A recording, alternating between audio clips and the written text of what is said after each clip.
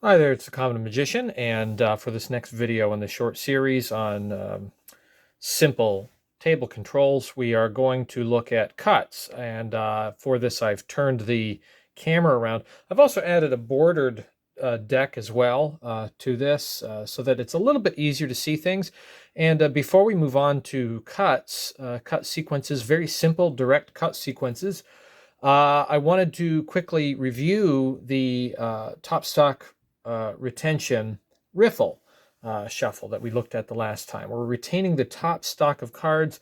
If you remember from the example trick, we've got this sequence of cards, 5 cards, 5, 4, 3, 7, 7, or 7, 7, 3, 4, 5. We turn that upside down, we get the word shell, and then our reveal. Of course, we'll talk more about reveals later on. But I wanted to review this just so you could see it from the other side. What we're doing again is we have our setup on top. We are taking the top of the deck, moving it to the right. We're going to leave behind half of the bottom cards, the bottom quarter. We riffle fairly through the bottom quarter of the right side, and then we leave the top third to top quarter of the right untouched. There's quite a large chunk of cards there, and you can imagine that you could have quite a large stack set up on the top of the deck that you can retain using this, and it's quite deceptive. Now, this in and of itself is not deceptive if you're moving very slowly and people can see obviously that the top cards are not moving. What makes this deceptive is what comes next. You're going to pick up and take the bottom section to the right. And again, I have a lot of finger coverage in the front. There are a lot of teachers and practitioners that will talk about holding the deck just between the thumb and the middle finger and keeping the fingers back and keeping everything open. My point is why. I mean, I understand why they say that in terms of aesthetics and transparency, but for the opposite reasons, I say that's not only is it not necessary to handle very cleanly, it's also incredibly helpful to consistently keep fingers kind of in the way. There are a lot of controls that benefit significantly from having finger coverage. And of course, you can see the deck through windows, so there's no great suspicion, but having some finger coverage to obscure the view of the front of the deck. And if you're going to be using any of those controls at any time, it can be very useful to just be consistent about having the fingers out in front. So I kind of tend to go the other way, where I keep all the fingers out in the front. You can see in the mirrored view up front there, up at the top of the screen. I tend to keep my fingers out on the table rather than just dealing with just the middle finger and the thumb and keeping the first fingers rolled back and keeping it transparent. I tend to put everything out. But when we go to the second part, we're going to take the bottom section and move it to the right. And then we're going to do the exact opposite procedure that we did the last time. We're going to drop half of the bottom cards on the right side this time, riffle fairly, and then we will retain the top stock on the left, and then we will go together. So in total, the sequence looks like this.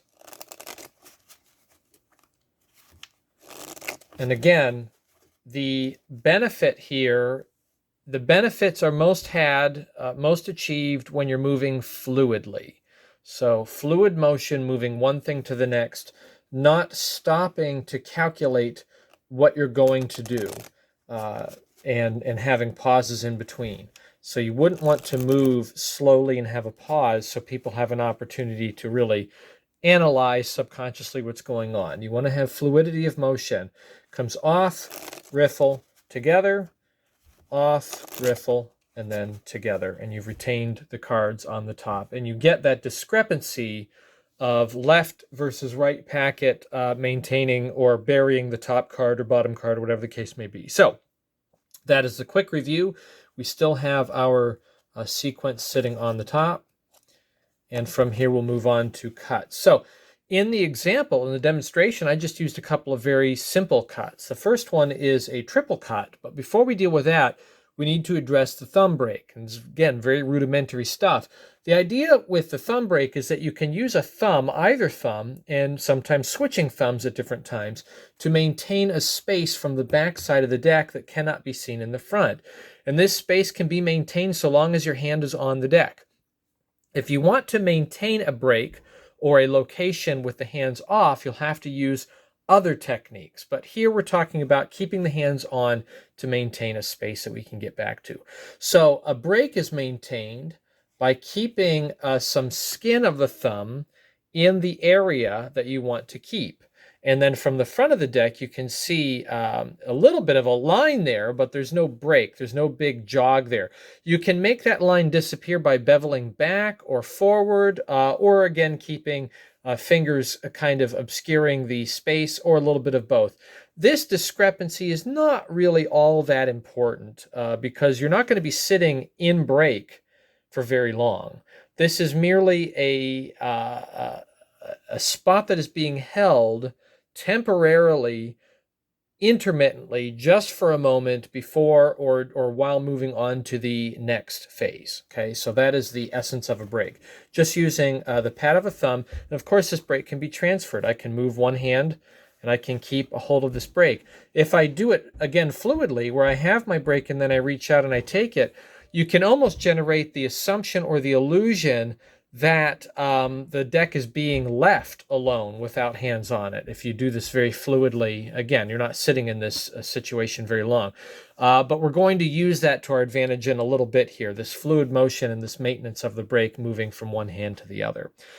So that is a brake. Now, a triple cut is where we're just going to cut the cards into 3 packets. And the way we're going to do this is we're going to take a bottom third and move it to the top and hold our brake. And then we're going to take another third and move it to the top of that, again maintaining our brake over the top.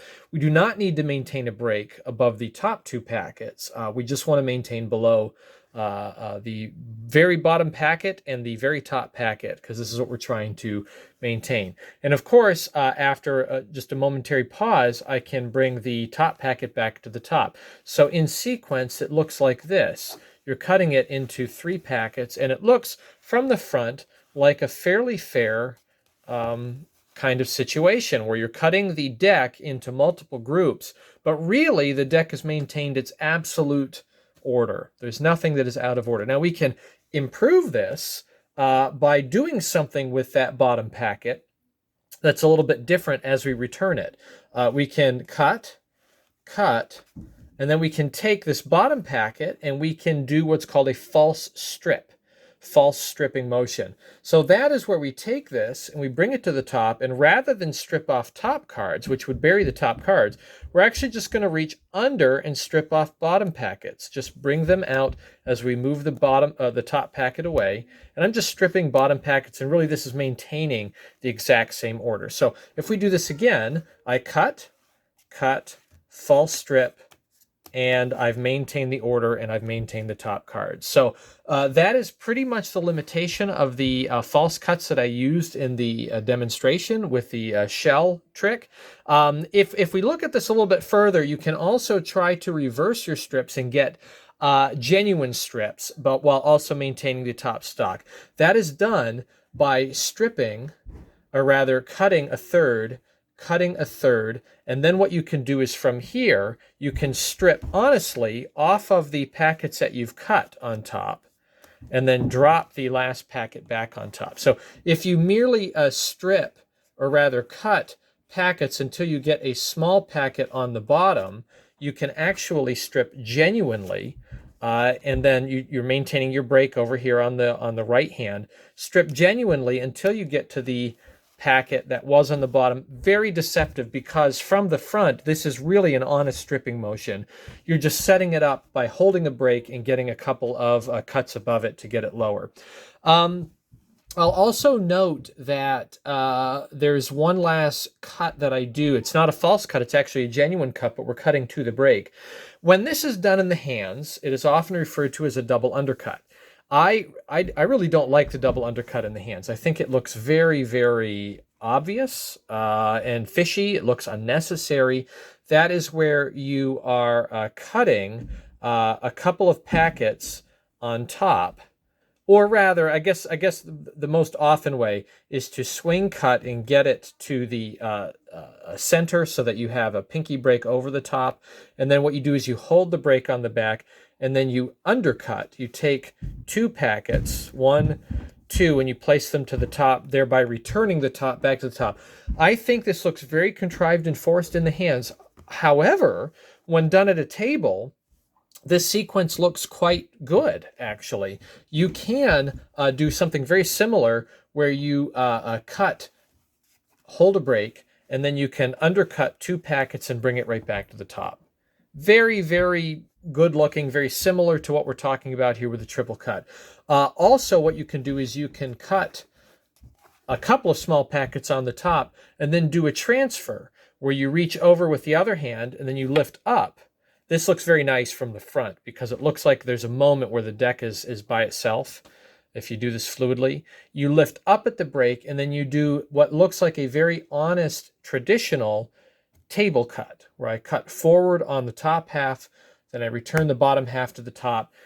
Just kind of combining these different sequences that are really all pretty much the same thing. You're just cutting to a break, but combining these in a different order to generate the imagery that you're doing some fair, honest mixing with the cards. So what we have here is to kind of put these things on top of each other. We have, first of all, our Riffle Retention.